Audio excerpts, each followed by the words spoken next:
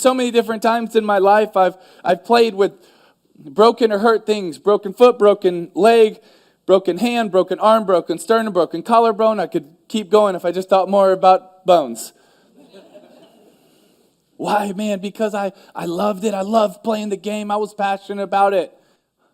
One of the reasons I even get encouraged at seeing all of you here. Do you know why I get encouraged by that?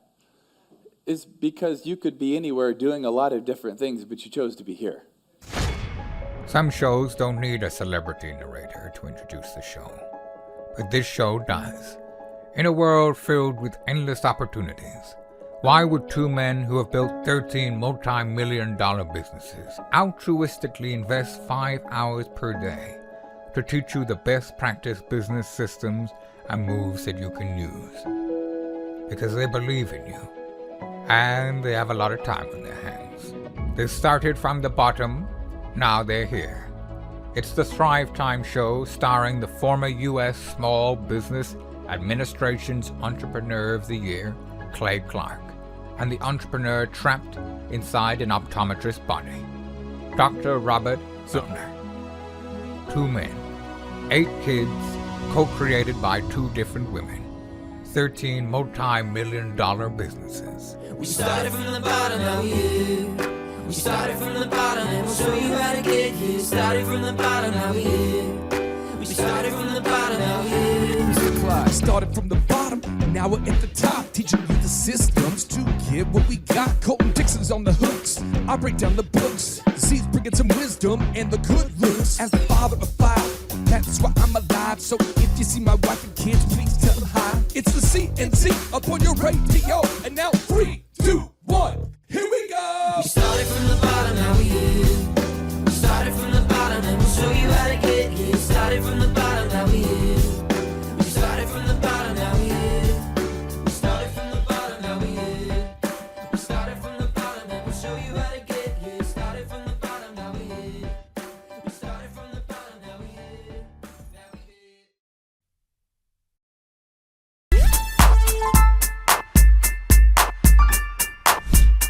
Arthur Greeno, how are you, sir? Great. How are you? I'm doing well. I am doing well. I am really used to those early mornings, and I know you are too. But I don't think the Thrivers realize the kind of sacrifices of sleep deprivation that you go through to be here to record these episodes. What time did you wake up today, my friend? I got up about 4:45. 4:45. Awesome. Well, I'm excited that you woke up at 4:45 and thought about me. But today, we are talking about inspect what you expect. This whole idea of quality control, but we really have to inspect. Mm-hmm. And so, now just to give the Thrivers a little bit of context and an idea of kind of the complexity or the size of what you do, you have those 2 Chick-fil-A's. Right. And how many customers or orders how many orders do you take on a typical day, like with those 2? Well, between the 2 of them, we're close to 2,000. 2,000 orders? Yeah. Wow. Do you ever get overwhelmed with that number at all, thinking about how many customers you serve every day? I can, but I really try not to focus on the overall because it can get overwhelming. So we just kind of focus on each customer and we just go through the day. Do you ever look at that number though? I mean, honestly, and start to see, do you ever start to go, geez, I feel like overwhelmed with all the potential employees you're managing? Because it's with 2,000 employees, or 2,000 customers a day, how many employees is that you're managing? Yeah, I have, between my both stores, I have close to 150 employees. Okay, so I mean, again, for people watching this, most businesses in America today have 10 employees or less. Mm-hmm. According to the SBA, that's 90% of businesses have 10 employees or less. And you have 150. So if you're watching this and you're having a hard time managing a crew of 4 or 5 people, this guy knows what he's talking about. And so we're gonna get into this now. Arthur, according to Webster, Webster, my brother from another mother, the guy who writes the dictionaries, the word inspect means to look at something carefully in order to learn more about it, to find the problem. Have you ever lost sleep worrying about the not meeting the customer's expectations at your store? I mean, have you ever worried about this? Yeah, I mean, it's something that's kind of always out there. Okay. And it is important, for us to meet their expectations. And so it's something that, it's just, if you're going to have a successful business, you have to have those things in place. Now, every time that I've gone into Chick-fil-A's, except for one time, your Chick-fil-A's, I mean this, except for one time. So I've been in your Chick-fil-A's, I don't know, let's just say 45 times, a lot. We have a Chick-fil-A that's closer to our house, but we always feel like we should buy from yours, so we'll kind of circumnavigate. I have to agree with that.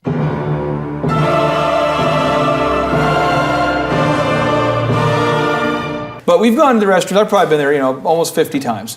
And I've only caught a restroom that wasn't clean one time. But yet when I went to New York and Chicago here in the last few months, I did not find one restaurant that was clean outside of some of the higher end department stores. So almost every restaurant, the bathrooms are clean. So I guess in my mind, why is it that you believe that most of the restrooms are clean or dirty throughout our country? Most restaurants have dirty restrooms, but yet yours are always clean. Why is that? Well, I think that, for one, it's a requirement from Chick-fil-A, not just from my standards, but also Chick-fil-A Incorporated. It's, we're going to be talking about, inspecting things, and one of the components of that is that I have expectations that Chick-fil-A Incorporated puts on us. But it's also, it's with the owner-operator agreement that Chick-fil-A has, and I'm in there all the time. Yeah. It's one of those for me to easily kind of see things and say, hey, this isn't how it should be. I think a lot of times, a lot of restaurants, and especially big ones, the person that really cares about the business isn't necessarily always there, which is a problem. Yeah, so you believe that the system, the fact that you're there often helps. Absolutely. Now I'm going to counter that because I do know people that I know who own restaurants who are there who still have nasty restrooms. So I want to get into this because I feel like that you not only have a great system, but I feel like you do a great job of executing it. I really do think you do a good job. Now, Peter Drucker, he's one of the leading management experts of all time, and he says this. He says, no institution can possibly survive if it needs geniuses or supermen to manage it. It must be organized in such a way as to be able to get along under a leadership composed of average human beings. So Arthur, on an hourly and daily basis, how do you and your team of smart but non-geniuses inspect the restrooms to make sure that they're clean? How do you do it on an hourly or daily basis? Well, Believe it or not, we just break it down, or we actually have a checklist. And depending on what we have going on, we have a checklist and a timer. So my front counter people will have a button, a little timer, and it has different things coded on it. So they just hit the button and they know that to inspect the restrooms every 30 minutes or go make sure we're visiting with the customers every 30 minutes. So the timer goes off and prompts people to clean the restrooms? Yes. Really? Yep. So if I'm working there behind the desk, do I get like a and then I look there and it says clean bathroom and then another one, go see customers? Pretty much. Now, I encourage this with my management, so sometimes I allow them to use the system that works as long as it's working. But given enough time, every system that you create will always break down. Did you come up with this alarm system, or how did? No, actually, my employees came up with that one. Really? I'm old school, so mine was, here's a checklist. At 9:30, you'll check the bathroom. At 10 o'clock, you'll check the bathroom. Yeah. And you sign it off. But when they got busy with the customers and food going out the drive-through, they wanted something that's going to kind of trigger them, and so they created this little alarm system.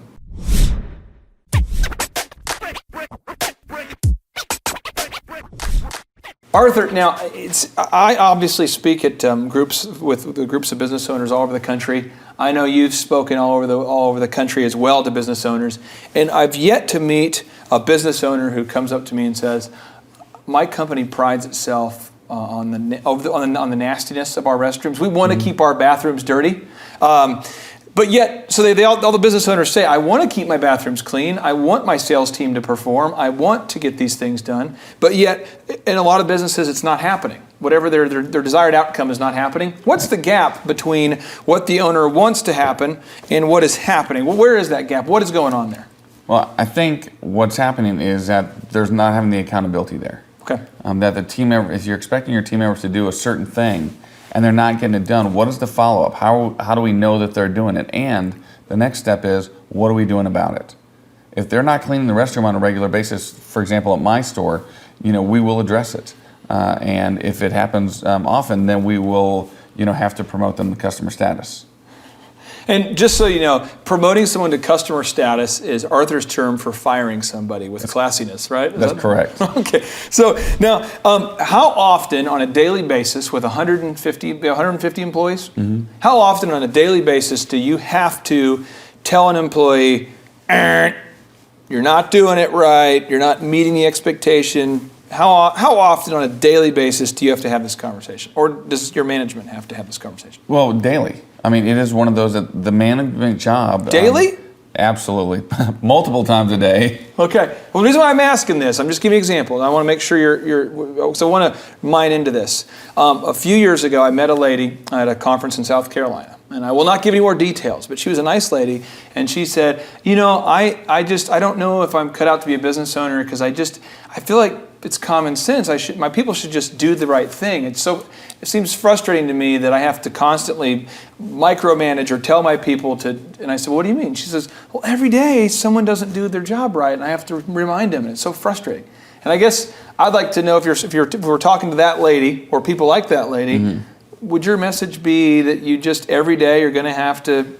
Hence the title leadership or management. I mean, That's what we're doing is we're leading these people. If they were able to do it on their own without thinking about it, create their own systems, then frankly, they'd be managing somewhere else. So if they were able to do it without management, they would probably be a manager. That's correct. Correct. And so, but it is an ongoing thing. It's an ongoing thing, and there's times when even myself, I've been doing this for 25 years, I'm beating myself my head on the wall going, can't they figure this out? But my job is to make sure those things are done right. Yeah, I think it's huge though. And I have you got to a point where you kind of view these opportunities that could be potentially conflict areas as like mentorship moments or little times to kind of inspire the team or train the team, or because you have to have these all the time. Absolutely. And I think it's extremely important if you can educate them on the whys behind it, then it makes a big difference. A great example, this isn't about cleaning, but for example, at Chick-fil-A, we've had an issue before where our nuggets were coming out real small. Well, small nuggets? Small nuggets, okay. And people complain because they pay by the piece, right? So they want bigger nuggets on their chicken nuggets. Well, what was happening was when we cooked the nuggets, all the small nuggets would float to the top of the oil, and then when we would dump the basket upside down, all the large nuggets would be on top. So employees would be using their hands to grab nuggets instead of using a spoon. Well, when they use a big spoon, it mixes them up real good, and then you have some big and some small, which is what we're supposed to have. So the problem is that you take all the big nuggets off the top, and all you have left is small nuggets. Then everybody's complaining. So when I educate the team members on this is why we do it, this is where the problem lies, it educates them more on, okay, Arthur's not just doing this because he's like the glove, the spoon Nazi to make sure that they're not using the gloves. I want to bring this up real quick because this is huge. I think a lot of people watching this can relate. In small businesses all across the country, we all have systems. So I'll just give you an example. One of the companies I started was called DJ Connection. Another one's called Elephant in the Room. And for Elephant in the Room, it's a men's grooming lounge. And every single time you meet somebody, you greet them at the front door, you need to say, hey, my name is Clay Clark. Are you? And you ask them their name. And then you say, well, great, I'll be your grooming professional and I'll walk you back. Well, we have one human who decided to not ask them their name and just to walk people back. Well, what happens is she's greeting people who don't even have appointments, walking people back, mixing that. So, you get to noon and you realize that this guy was supposed to have his hair cut with this person. So he's kind of getting his haircut looking across like, that's my person. And so it gets off and everything happens for a reason. But I know that if we don't train on it every single, as a management issue, we realize that, from a management perspective, we need to be more consistent in our training. Right. It's not the employee's fault. And so we end up installing a system where every Monday, Wednesday, and Friday, we now train over the exact same thing. Do you do this as well? Do you train over the same things over and over? Oh, yes. And a lot of times with the same employees. Really? Absolutely. All right. Absolutely. All right. Well, if anybody's watching this and you feel like you need a therapist because you feel like you had the same training over and over, it's like Groundhog Day, you're not alone. This is what small business is all about. And the idea is to grow from a small business to a large business, like with Arthur with 150 employees. You don't do that unless you have a foundation of quality.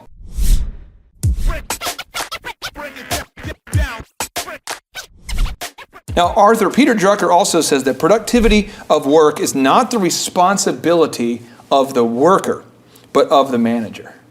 So the overall productivity is the responsibility of the manager, not the actual employee. So when did you first realize that just making a checklist as a manager wasn't going to be enough and that you would have to start following up? When did that epiphany happen? Probably the first time I made a checklist and it didn't happen. Really? And you're beating your head against the wall going, why didn't they do this? It's simple. It's on paper right here.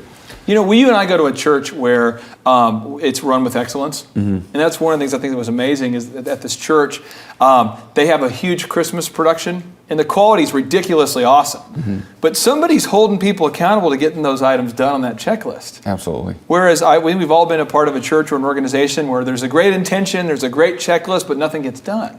And so it's all coming down to that accountability. Do you have a mindset? Let's just say that I'm working for you right now, and you know that I'm not cleaning the bathrooms. Or let's say you just now discovered that I'm not cleaning the bathrooms properly. Yep. And you also discovered that I'm not doing the nugget system right, so now I'm making small nuggets.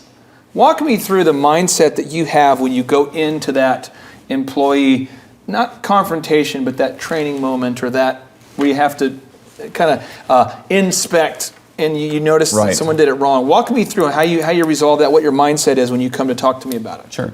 So first of all, if I was talking to you about it, I need to make sure that in my role with Chick-fil-A, my job is to train my management. Mm-hmm. And so in order to honor that, I need to make sure that they're either in the loop or they're the ones doing the addressing. So the manager's in the loop. Right. Okay. Right, because they're the one that's ultimately going to make sure that that person's doing their job, and I'm going to ultimately make sure the manager is doing his job. Okay. And so, I'd probably bring them into the loop with me, and some of it. One of the things I talk about all the time is people either don't know or they don't care. If they don't know, then it's my job to make sure they do know. It's our job to train them on the whys and hows. So you're saying they either don't know, or they don't care. That's powerful. Yeah. That's how you view it. Every time you run into an employee who's not doing their job, they don't know, or they don't care. Yeah, and we will go through painstaking efforts to make sure that they know how to do it. Okay. That we've exhausted our resources on how to, to make sure that they know how to do it. And then if we get into the I don't care situation, then there's nothing we can do about it. That's how they're wired, and at that point we, of course, have to promote them. To customer status. That's right, to customer status. Okay, now final question for you. If I'm watching this right now and I'm saying, okay, I've got 4 employees and I have these great checklists that are not being followed. I only have 4 employees and they're not being followed. Or to the guy who has 50 employees or the lady who has 50 employees and the systems are not being followed. They have these great checklists, great workflows, great documents, but they're not being followed. What action steps do you recommend that I begin taking today? Well, first of all, I would make sure that your checklists are understandable. Okay. Are they simple? And one of the things we talk at my restaurant about is that we want to dumb it down to the lowest common denominator. Like, can that employee that comes in that really just doesn't, grasp it? You've met some of those people before. I've hired them before. Yeah. And they just don't get it. So we got to make sure that is very spelled out. So is the checklist working? And is that what we want to accomplish? One thing I would want to give an example on this, because I went to work when I was like 16 years old at a place called the Pizza Factory in Cokato, Minnesota. And I was probably the worst employee in the history of that restaurant.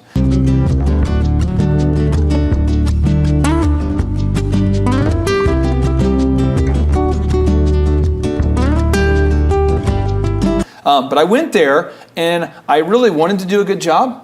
And I never will forget, the guy would write general statements on the checklist that you couldn't possibly do unless you knew the pizza industry. So he would say something like, step 1, do this. And I guess that was the term he had for taking the pizza dough and throwing it in the air. And, well, I've never thrown pizza dough in the air. I have no idea how this process works. And that's just like step 1. Yeah. And then step 2 was, put the sauce on well, he assumed that you knew how to make the sauce. And so just and all of us employees ran around not knowing what to do. And I was kind of the attitude guy. I'm like the likes to fight guy. So I was like, how am I supposed to follow this? I have no idea what you're talking about. And the owner, ended up going out of business. And it was just a situation where I don't think any employee who worked there knew what they were doing, but it was all stuff that he assumed we knew. And it was just a deal where he had a great checklist. I mean, he had checklists, but it wasn't specific. Right. It wasn't, I don't know, it was rough. So have you ever worked with a business owner and kind of helped them through the process of holding their staff accountable? Have you ever met with business owners and tried to coach them through this? I have. Okay. And and the first step is, let's look at your, for example, checklist. Do you have a checklist? If they have a checklist, and then we kind of look at it and say, I'm a new employee for you. Let me see the checklist. And there's times, I think that I'm fairly smart, and I'll read the checklist and I don't understand what they're talking about. I mean, and so I'll say, do you think that the average 16-year-old is going to understand what you're talking about? And they'll reference, oh, this is simple, blah, blah, blah. But it's not simple, sometimes, especially when you're new and you're a brand new employee and you're walking into your first job and you're nervous just to be there. Do I have my uniform on right? Do I hear all these bells and whistles and smells and sounds, and is the customer going to chew me out? I mean, all these things that they're scared of, and then they get this checklist that doesn't make any sense. It's our job to make sure that it is it's understandable, it makes sense, and if we need to put back information on it for the whys, we need to do that. Well, to me, I'm hearing 4 action steps that every business owner can do here. One is, let's make a checklist. Step 2, let's make sure that it is so simple that even I can understand it. I mean, so simple that anybody can get it. And then third, it sounds like you want to hold people accountable. You want to inspect. And then the 4th is, if they're not doing it, ask yourself, are they not properly trained or do they not care? That's Is correct. that right? Absolutely. Awesome. Arthur, I appreciate you talking about this. If you've ever eaten at a Chick-fil-A and you say, man, that place is great. Have you ever driven through a drive-thru and you thought, man, Chick-fil-A drive-thrus are great. Chick-fil-A is one of the most highly rated customer service restaurants out there. It doesn't happen by accident. It's very intentional, and it has to do with inspecting what you expect. Arthur, I appreciate you so much. Thank you. Take care. JT, do you know what time it is? 4:10. It's Tebow time in Tulsa, Jerusalem, baby. Tim Tebow is coming to Tulsa, Oklahoma. During the month of Christmas, December 5th and 6th, 2024, Tim Tebow is coming to Tulsa, Oklahoma in the 2-day interactive Thrivetime Show Business Growth Workshop. Yes, folks, put it in your calendar. This December, the month of Christmas, December 5th and 6th, Tim Tebow is coming to Tulsa, Oklahoma in the Thrivetime Show 2-day interactive business growth workshop. We've been doing business conferences here since 2005. I've been hosting business conferences since 2005. What year were you born? 1995. Dude, I've been hosting business conferences since you were 10 years old. And a lot of people, have followed Tim Tebow's football career on the field and off the field. And off the field, the guy's been just as successful as he has been on the field. Now, the big question is, JT, how does he do it? Well, they're going to have to come and find out because I don't know. Well, I'm just saying, Tim Tebow's going to teach us how he organizes his day, how he organizes his life, how he's proactive with his faith, his family, his finances. He's going to walk us through his mindset that he brings into the gym, into business. It is going to be a blasty blast in Tulsa, Jerusalem. Folks, I'm telling you, if you want to learn branding, you want to learn marketing, you want to learn search engine optimization, you want to learn social media marketing, that's what we teach at the Thrivetime Show 2-day interactive workshop. If you want to learn accounting, you want to learn sales systems, you want to learn how to build a linear workflow, you want to learn how to franchise your business, that is what we teach at the 2-day interactive Thrivetime Show business workshop. Over the years, we've had the opportunity to feature Michael Levine, the PR consultant of choice for Nike, for Prince, for Michael Jackson. We've had the top PR consultant in the history of the planet has spoken at the Thrivetime Show workshops. We've had Jill Donovan, the founder of RusticCuff.com, a company that creates apparel worn by celebrities all throughout the world.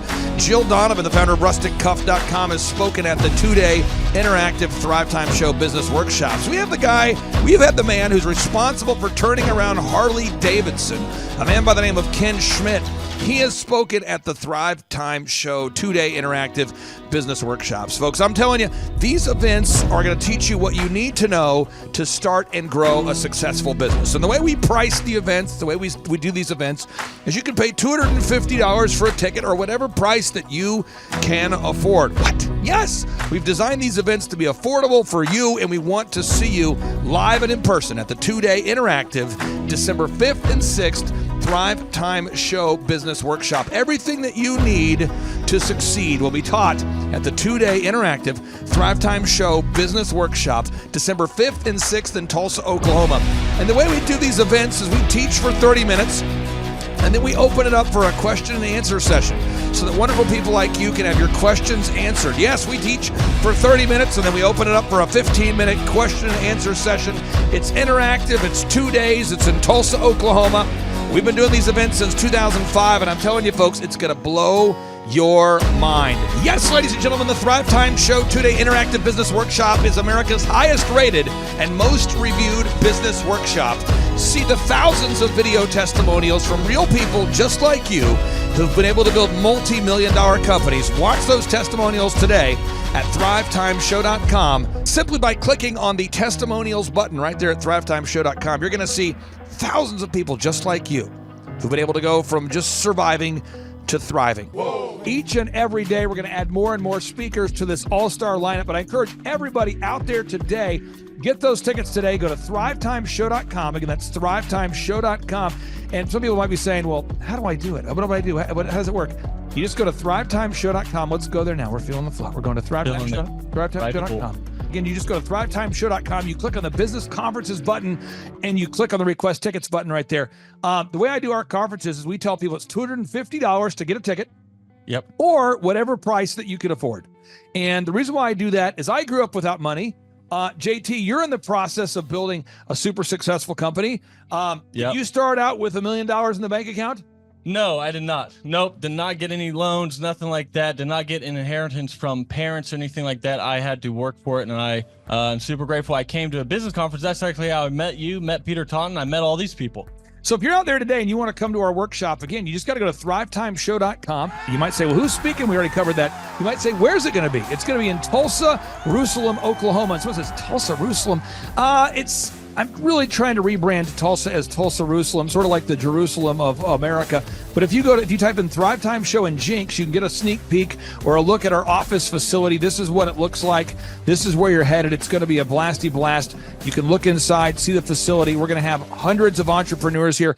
It is going to be packed. Now, for this particular event, folks, the seating is always limited because my facility isn't a limitless convention center. You're coming to my actual home office, and so it's going to be packed. Who? You're going to come. Who? You? I'm talking to you. You can just get your tickets right now at thrivetimeshow.com. And again, you can name your price. We tell people it's $250 or whatever price you can afford. And we do have some select VIP tickets, which gives you an access to meet some of the speakers and those sorts of things. And those tickets are $500. It's a 2-day interactive business workshop, over 20 hours of business training. We're going to give you a copy of my newest book, The Millionaire's Guide to Becoming Sustainably Rich. You're going to leave with a workbook. You're going to leave with everything you need to know to start and grow a super successful company. It's practical, it's actionable, and it's Tebow time right here in Tulsa, Jerusalem. Get those tickets today at thrivetimeshow.com. Again, that's thrivetimeshow.com.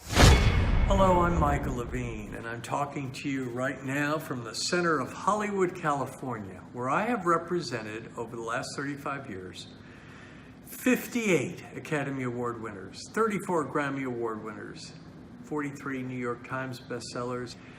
I've represented a lot of major stars, and I've worked with a lot of major companies. And I think I've learned a few things about what makes them work and what makes them not work. Now, why would a man living in Hollywood, California, in the beautiful sunny weather of LA, come to Tulsa?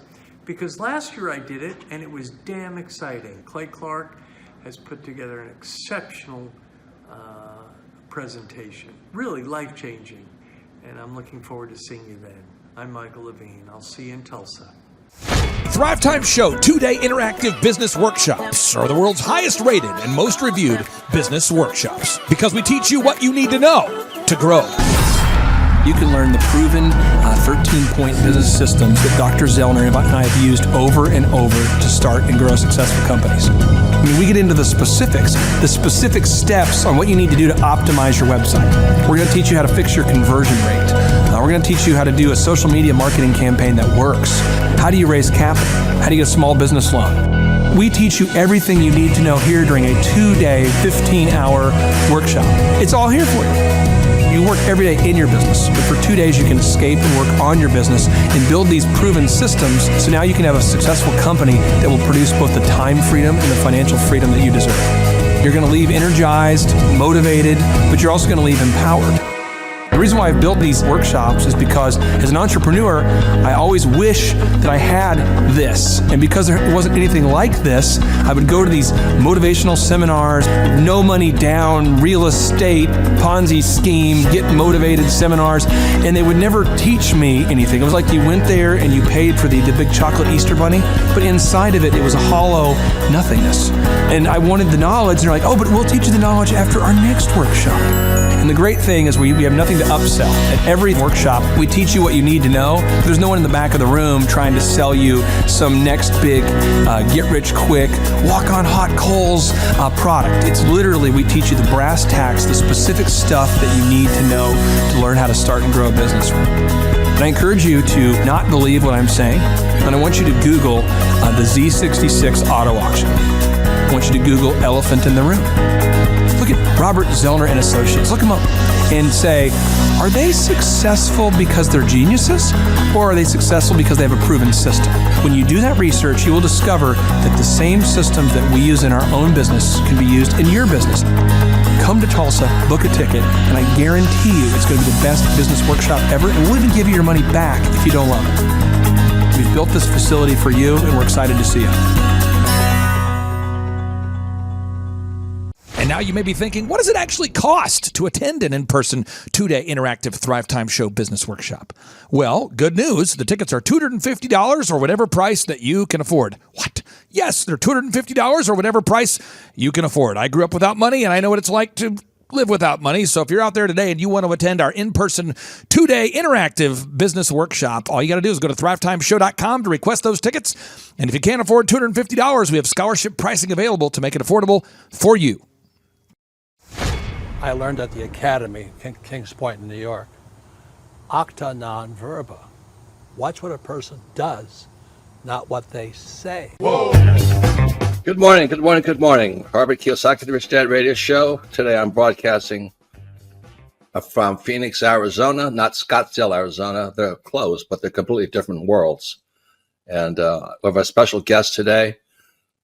Definition of intelligence is if you agree with me, you're intelligent. And so this gentleman is very intelligent. I've done his show before also, but very seldom do you find somebody who lines up on all counts. And it's a Mr. Clay Clark. He's a friend of a good friend, Eric Trump. But we're also talking about money, bricks, and how screwed up the world can get in a few and a half hour. So Clay Clark is a very intelligent man, and there's so many ways we could take this thing. But I thought, since you and Eric are close, Trump, what were you saying about what Trump can't, what Donald, who's my age, and I can say or cannot say? First of all, I have to honor you, sir. I want to show you what I did to one of your books here. There's a guy by the name of Jeremy Thorne, who was my boss at the time. I was 19 years old, working at Faith Highway. I had a job at Applebee's, Target, and DirecTV. And he said, have you read this book, Rich Dad, Poor Dad? And I said, no. And my father, may he rest in peace, he didn't know these financial principles. So I started reading all of your books and really devouring your books. And I went from being an employee to self-employed, to the business owner, to the investor. And I owe a lot of that to you. And I just wanted to take a moment to tell you, thank you so much for allowing me to achieve success. And then I'll tell you all about Eric Trump. But I just want to tell you, thank you, sir, for changing my life. But not only that, Clay, thank you, but you become an influencer. More than anything else, you've evolved into an influencer where your word has more and more power. So that's why I congratulate you on becoming. Because as you know, there's a lot of fake influencers out there, too, or bad influencers. Yeah. So anyway, I'm glad you and I agree so much. And thanks for reading my books. Yeah. That's the greatest thrill for me today. Not a thrill, but recognition is when people, young men especially, come up and say, I read your book, changed my life. I'm doing this, I'm doing this, I'm doing this. I learned at the Academy, Kings Point in New York. Acta non verba. Watch what a person does, not what they say.